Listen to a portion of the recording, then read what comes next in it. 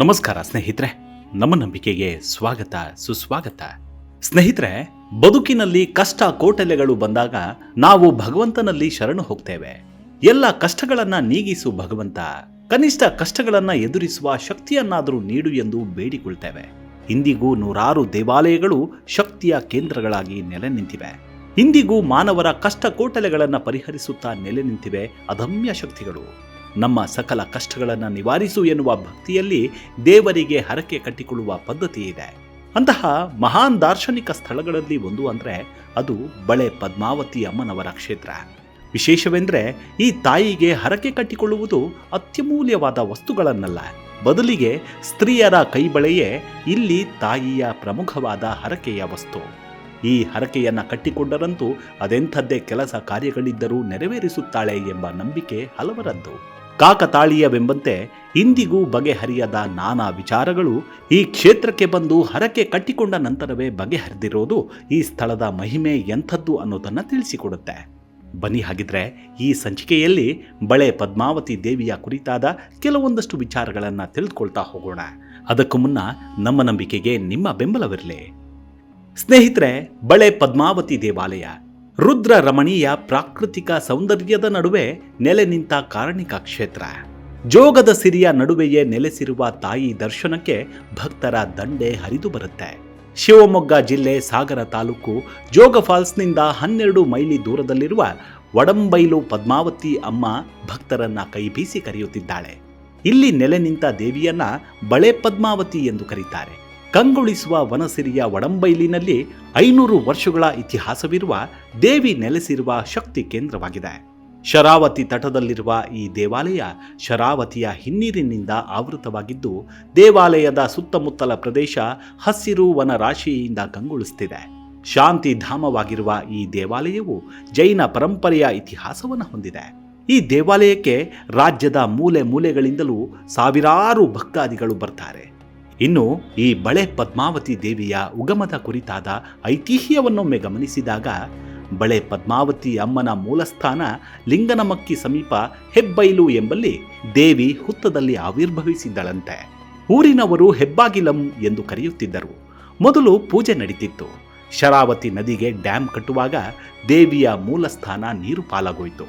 ಹಾಗಾಗಿ ಈಗಿನ ಧರ್ಮದರ್ಶಿಗಳಾದ ವೀರ ರಾಜಯ್ಯ ಜೈನ್ ರವರ ತಂದೆ ದೇವಿಯ ನೆನಪಿಗಾಗಿ ಹುತ್ತದ ಮಣ್ಣಿನೊಂದಿಗೆ ದೇವಿಯ ವಿಗ್ರಹವನ್ನ ತಂದು ವಡಂಬೈಲಿನ ನಾಗಬನದಲ್ಲಿ ಪ್ರತಿಷ್ಠಾಪಿಸಿದರು. ಹೀಗೆ ಕೈಂಕರ್ಯಗಳು ನಡೆಯುತ್ತಿರುವಾಗಲೇ ಕೆಲವು ವರ್ಷಗಳಲ್ಲಿ ವೀರ ರಾಜಯ್ಯನವರ ತಂದೆ ವಿಧಿವಶರಾಗ್ತಾರೆ.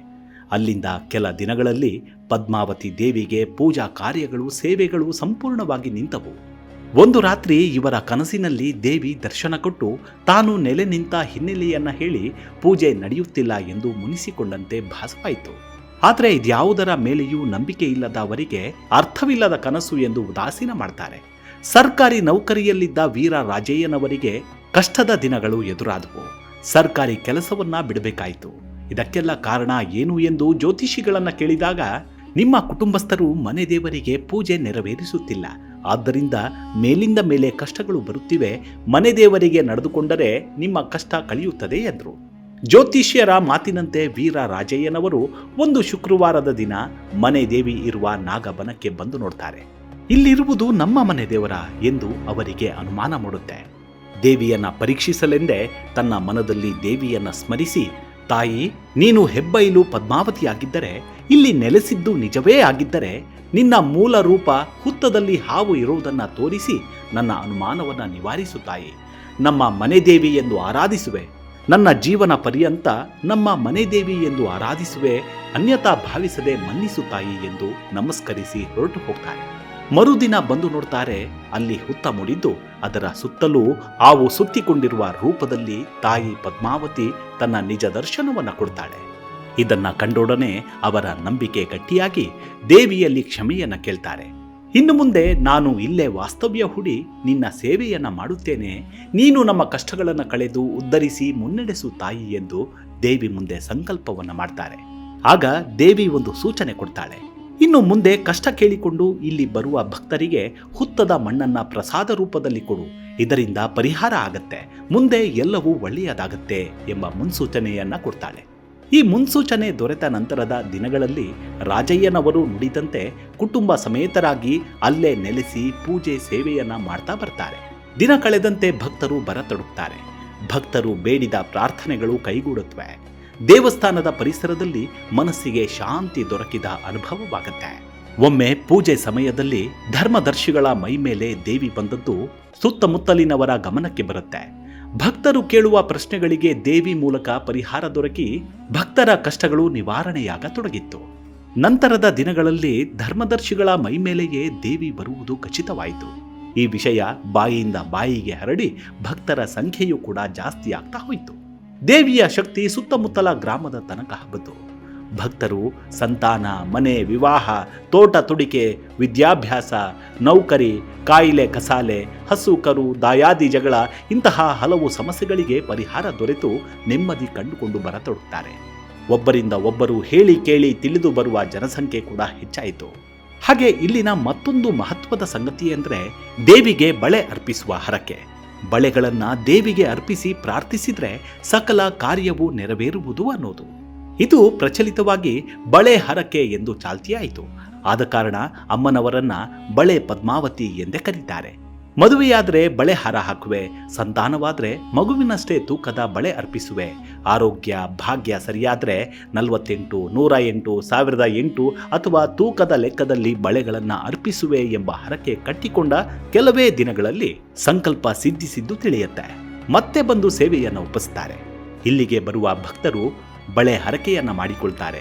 ಹರಕೆ ಮಾಡಿಕೊಂಡವರ ಕುಟುಂಬದಲ್ಲಿ ಹೂವಿನ ಸರ ಎತ್ತಿದಷ್ಟು ಸಲೀಸಾಗಿ ಶುಭ ಕಾರ್ಯಗಳು ನೆರವೇರಿದೆ ಎಂಬುದು ಬಹಳಷ್ಟು ಭಕ್ತರ ಅನುಭವ. ಎಷ್ಟೇ ಪ್ರಯತ್ನ ಪಟ್ಟರೂ ನಿವಾರಣೆ ಆಗದಿರುವ ಸಮಸ್ಯೆಗಳನ್ನ ದೇವಿ ಪದ್ಮಾವತಿ ಪರಿಹರಿಸುವಳು ಎಂಬ ವಿಶ್ವಾಸ ಭಕ್ತರಿಗಿದೆ.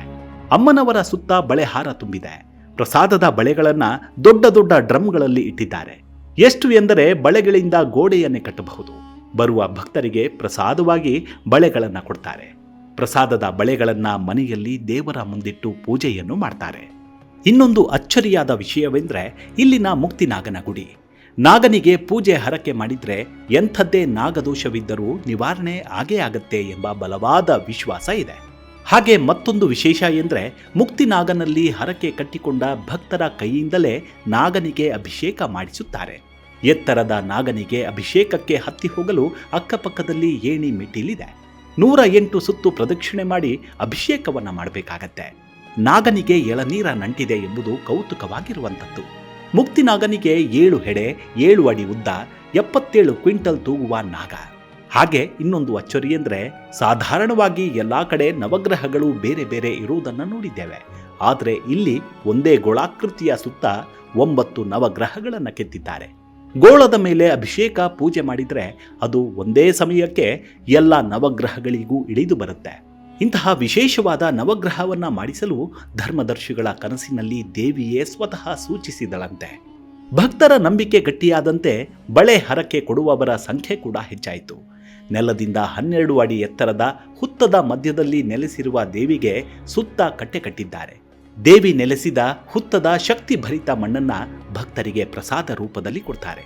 ದೇವಿ ನೆಲೆಸಿರುವ ಗುಡಿಗೆ ಚತುರ್ಮುಖ ಬಾಗಿಲುಗಳಿರೋದು ಘಟನೆಗೆ ಸಾಕ್ಷಿಯಾಗಿದೆ. 8 ರಿಂದ 10 ವರ್ಷಗಳ ಹಿಂದೆ ದೇವಿಗೆ ಮಣ್ಣಿನಿಂದ ಕಟ್ಟಿದ ಪುಟ್ಟ ಗುಡಿ ಇತ್ತು. ಒಂದು ಬೆಳಗಿನ ಜಾವ ಗುಡಿಯ ಉತ್ತರ, ದಕ್ಷಿಣ, ಪೂರ್ವ, ಪಶ್ಚಿಮದ 4 ದಿಕ್ಕಿನ ಭಾಗದಿಂದ ಗೋಡೆ ಒಡೆದು ಮಣ್ಣಿನ ರಾಶಿ ಬಿತ್ತು.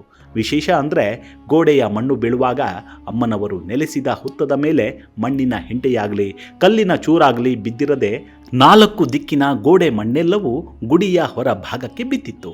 ಹುತ್ತಕ್ಕೆ ಚೂರು ಕೂಡ ಹಾನಿಯಾಗಿರಲಿಲ್ಲ. ಇದಾದ ಮೇಲೆ ಧರ್ಮದರ್ಶಿಗಳ ಮೈಮೇಲೆ ದೇವಿ ಬಂದು ಗರ್ಭಗುಡಿಯ 4 ದಿಕ್ಕಿನಲ್ಲೂ ನನ್ನ ಪ್ರಭಾವ ಭಕ್ತರ ಮೇಲಿರುತ್ತೆ, 4 ದಿಕ್ಕಿನಲ್ಲೂ ಬಾಗಿಲು ಇರಬೇಕು ಎಂದು ಅಪ್ಪಣೆ ಕೊಟ್ಟಳಂತೆ. ದೇವಿಯ ಅಣತಿಯಂತೆ ಹುತ್ತದ ಸುತ್ತ ಕಟ್ಟೆ ಕಟ್ಟಿದ್ದಾರೆ. 4 ದಿಕ್ಕಿಗೂ 4 ಪೀಠಗಳನ್ನು ಸ್ಥಾಪಿಸಿ ಗರ್ಭಗುಡಿಗೆ 4 ದ್ವಾರಗಳನ್ನು ಮಾಡಿದ್ದಾರೆ. ಪ್ರದಕ್ಷಿಣೆ ಬರುವಾಗ 4 ದಿಕ್ಕಿನಲ್ಲೂ ದೇವಿ ಪ್ರಭಾವ ಬೀರುತ್ತಿದ್ದಾಳೆ. ಹಾಗೆ ಇಲ್ಲಿ ಭೂತರಾಜನ ಗುಡಿಯೂ ಇದೆ. ತೊಂದರೆ ಕೊಡಕು ಇದ್ದವರು ಹರಕೆಯನ್ನ ಮಾಡಿಕೊಳ್ತಾರೆ. ಪರಿಹಾರವಾದ ಮೇಲೆ ಭೂತರಾಜನಿಗೆ ತ್ರಿಶೂಲ ಕೊಡ್ತಾರೆ. ಈ ಭೂತರಾಜ ಕ್ಷೇತ್ರ ರಕ್ಷಣೆ ಮಾಡುತ್ತಿದ್ದಾನೆ ಎಂಬ ನಂಬಿಕೆ ಇದೆ. ಒಡಂಬೈಲು ಪದ್ಮಾವತಿ ಅಮ್ಮನ ದರ್ಶನಕ್ಕೆ ಹೊರ ರಾಜ್ಯಗಳಿಂದಲೂ ಭಕ್ತರು ಬರ್ತಾರೆ. ಭಕ್ತಾದಿಗಳಿಗೆ ಬೆಳಗಿನ ತಿಂಡಿ, ಮಧ್ಯಾಹ್ನದ ಅನ್ನಪ್ರಸಾದವಿದೆ. ಹರಕೆ ಸಲ್ಲಿಸಲು ಬಂದವರಿಗೆ ವಸತಿ ವ್ಯವಸ್ಥೆ ಕೂಡ ಇದೆ. ರಾತ್ರಿ ಭಕ್ತಾದಿಗಳಿಗೆ ಅನ್ನ ಪ್ರಸಾದವಿರುತ್ತೆ. ಬಳೆ ಪದ್ಮಾವತಿ ಅಮ್ಮನ ದರ್ಶನಕ್ಕೆ ಸಾಕಷ್ಟು ಜನ ಬಂದಿದ್ದಾರೆ, ಇಂದಿಗೂ ಬರುತ್ತಲೇ ಇದ್ದಾರೆ. ಎಲ್ಲ ಸಮಸ್ಯೆಗಳಿಗೂ ಒಂದೇ ರಾಮಬಾಣ ಎಂಬಂತೆ ಹುತ್ತದ ಮಣ್ಣಿನಿಂದಲೇ ಪರಿಹಾರ ದೊರೆತ ಸಾಕಷ್ಟು ಉದಾಹರಣೆಗಳಿವೆ.